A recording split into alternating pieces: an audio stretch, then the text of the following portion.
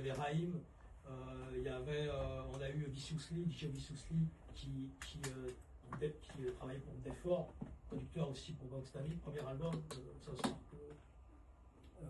Psycho, 92.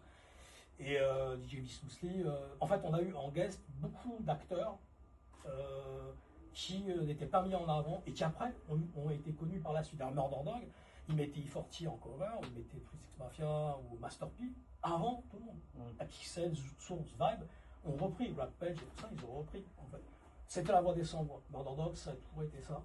Et Black Dog Bone, c'est un gars, il vient du Sri Lanka, c'est un indépendant, il était photographe, il est arrivé aux États-Unis, il avait un groupe de post-punk, et puis il s'est mis à Auckland, et là il a rencontré des groupes de la baie comme Ascari X d'Auckland, et tout ce qui était Ouru, tout ça, les Panthers, les RBG, tout ça, et d'autres groupes, et Kairi, tout ça. Et là il a découvert la baie, et il a décidé de mettre en avant, en 93. Dog, c'est daté de 93. Tu sais, on parle beaucoup de West Coast, mais quand tu connais la West Coast, c'est ce que tu fais depuis tout à l'heure, tu fais vraiment la différence entre le son West Coast et la baie. Ah, pour un mec qui ne connaît pas, c'est quoi la différence? Alors la baie, c'est le premier, on va dire, les producteurs de la baie, c'est Studio Town, qui était un terme de Murder Dog. Studio Town, c'est l'ingénieur du son. C'est comme Mike Dean à Houston, ou Nico Leiras à Memphis, Cotton Row Studio, ou par exemple, il y a aussi, comment il s'appelle, Black Franklin à Memphis. En fait, ces gars-là sont guitaristes, bassistes, producteurs, ils font tout. Ouais. Et comme ils viennent du sud, et la baie, c'est ça, c'est très instrumenté.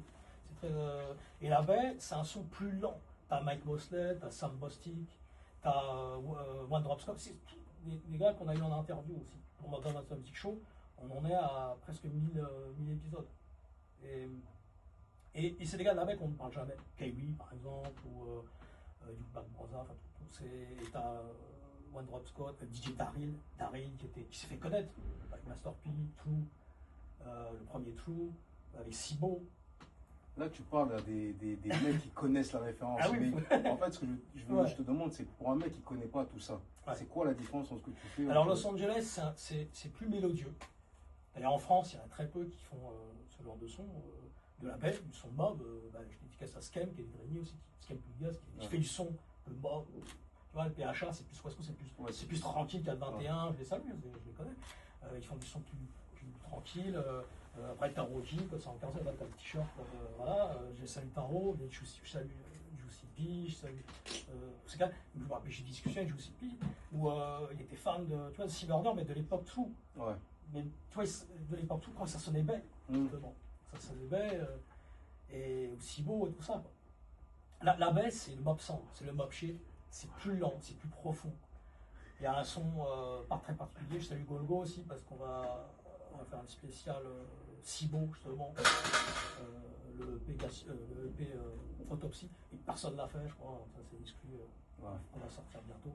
On avait fait MC Ren, MC hyper sous-côté, qui, comme tu l'avais dit quand Golgo était venu chez toi, c'est